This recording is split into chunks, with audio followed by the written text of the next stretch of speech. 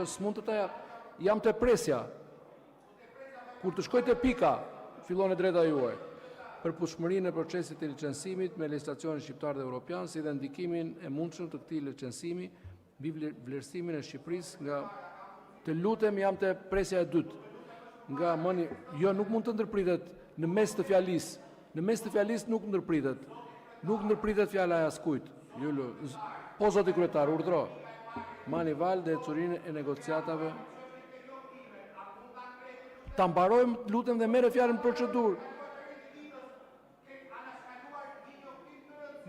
Do lexoj rendin, pikën, që fillova të lexohet rendi ditës, dhe para se të fillojmë diskutimin, ju lutem merreni fjalën dhe thoni pretendimin tuaj procedurial. Nuk kam paragjykim fare, mund të keni të drejtë, por nuk mundet që të ndërpritet fjalia në mes dhe të jap fjalën në procedurë. Jo, kjo s'është e vërtetë. Pra, edhe një herë, ju lutem mos ndërprisni seancën. Nga Mani Val dhe ecurinë e negociatave të antarësimit të Bashkimit Evropian, kryeministri ja ka deleguar interpelancën ministrit të Shtetit për marrëdhënien me Parlamentin, zonjës Eriona Ismaili. Para se të fillojmë interpelancën, duhet të them përjashtimisht, sepse në interpelancë nuk ka ndërprerje, por meqense zoti Bardhi pretendojnë që ka të lutem, po e merr fjalën, po pse duhet ta sqaroni ju? Ndërkohë që ka marrë fjalën zoti Bardhi procedurë, do ta sqaroj. Çfarë kuptim ka? Zoti kryetar, që ju jeni një shkelës konstant i kushtetutës dhe të rregullores kuvendit, për këtë nuk kam asnjë dyshim, sepse e keni me vendim të gjykatës kushtetuese të Republikës së Shqipërisë. Por që të bëni këtu se kur harroni gjëra, se me demek nuk e kanë mendjen deputetët e opozitës, po them që po ne e kemi vëmendjen në çdo moment. Ju i keni refuzuar, siç bëni në çdo seancë, grupit parlamentar të Partisë Demokratike, një interpelancë urgjente të thirrur me kryeministrin e Shqipërisë, lidhur me çështjen e Akshit, keni kthyer dje pas orarit zyrtar një përgjigje për grupin parlamentar, ku na jepni arsyet pse ju si kryetari i kuvendit në shkelje flagrante të nenit 80.1 të kushtetutës refuzoni interpelancën urgjente të kërkuar me kryeministrin. Dhe sipas rregullores së kuvendit, neni 89.3 s'pari një do të kishte njoftuar seancën plenare tek njoftimet që ka ardhur një kërkesë për interpelancë dhe që ju në shkelje të kushtetutës, në shkelje të rregullores, në shkelje të drejtës për mbikëqyrje parlamentare të deputetëve të opozitës e keni refuzuar. Dhe të jepni mundësinë grupit parlamentar të Partisë Demokratike, sepse nuk është dakord me këto që shkruani ju këtu, të jap argumentat e veta, sepse nuk bie dakord me refuzimin që ka bërë kryetari i kuvendit.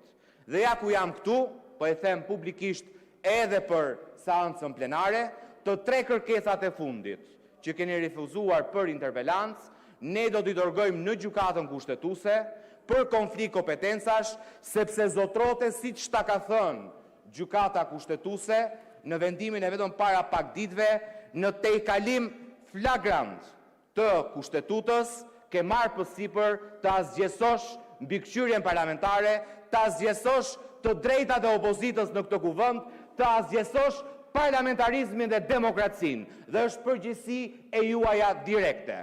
Nëse ju nuk keni autoritet për të zbatuar kushtetutën dhe për të sjellë Edi Ramën në seancë plenare, jep dorëheqjen zotëri, sepse nuk e ushtron dot detyrën e kryetarit të kuvendit. Por ti nuk mundesh të rish në atë karrige në kurrizin e të drejtave kushtetuese të deputetëve të opozitës, sepse ke frikë ti thuash kryeministrit që zotëri je i detyruar të vish dhe t'japësh llogari në seancë plenare se e ke detyrim kushtetues sipas nenit 80.1 të kushtetutës. Nuk ke guxim, ki guxim të paktën dhe dorëhiqur nga ajo pozitë nga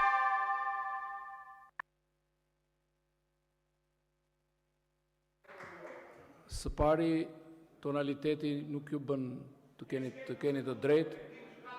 edhe e thëna me ton dhe shkundja e një letre në dorë përsëri nuk ju jep ju të drejtë. Gjithçka, ju lutem, unë nuk ju ndërpreva, ju lutem, ka mundësi? Ka mundësi? Atë që e njoh se më ke qelluar ti me librin e kushtetutës në ditën e parë dhe unë e kapa në ajër dhe pastaj e lexova. Atë kushtetut përdor, atë që më qelluat ju. E kapa në ajër se ishte kushtetuta e Republikës së Shqipërisë.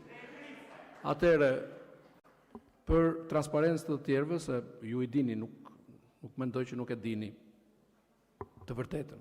E vërteta është që 26 interpelanca që kanë qenë padyshim brenda drejtës tuaj edhe konform rregullores, kushtetutës, ligjit, janë pranuar dhe janë zhvilluar dhe do zhvillohen të gjitha interpelancat, të gjitha interpelancat që do të jenë konform ligjit, sepse nuk është diskrecioni i kryetarit të kuvendit, por është e drejta e çdo deputeti apo grupi parlamentar. E para, e dyta.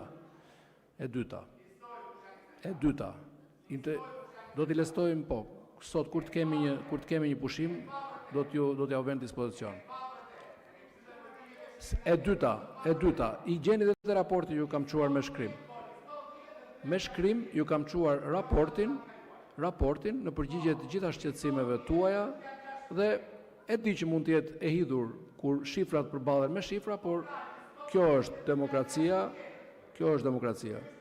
Lidhur me interpelancën që ju referuat sot, nuk ka asnjë shkelje të rregullores, larg qoftë të kushtetutës, sepse rregulloria thot, kur refuzohet një interpelancë, deputeti kërkues interpelancën, kërkon, siç ishte edhe rasti me zotin Sheaj, kërkon të lutem, je njoftuar mos bërtit, je njoftuar me shkrim brenda orarit të punës dhe sot, siç kemi bërë dhe në shumë raste të tjera, duhet të ngriheshit, siç u ngritët, duke e zhveshur nga ato që u thanë, të kërkoni, të reagoni, mos bërtit. Të kërkoni, të shprehni reagimin tuaj 10 minuta. Fjalën tuaj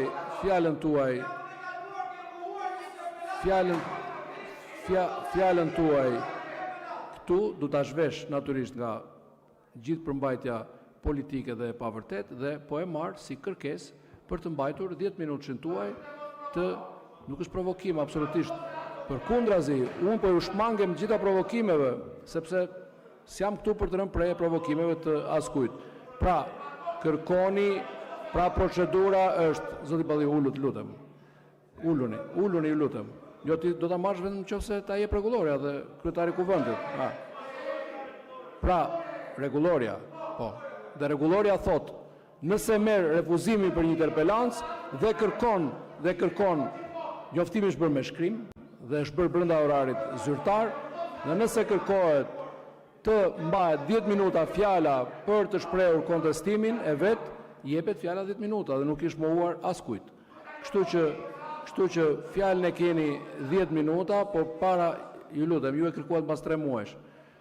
Para se ta marr fjalën zoti Klevis Balliu, ju lutem, para se ta marr fjalën zoti Klevis Balliu, zoti Gazmend Bardhi për fjalor jo parlamentar, merrni masën disiplinore konform renit 64 të rregullores, treqe vëmendje. Zoti Klevis Balliu, fjala për ju, para se të merrni fjalën, po informoj që një grup deputetësh të grupit parlamentar të Partisë Demokratike është paraqetur një kërkesë për zhvillimin e interpelancës urgjente me kryeministrin e Republikës Shqipërisë lidhur me çështjen e Akshit, siç e shikoni materialisht i përgatitur, nëse ju do të kërkoni, siç e kërkuat, ky është qëndrimi pas shqyrtimit të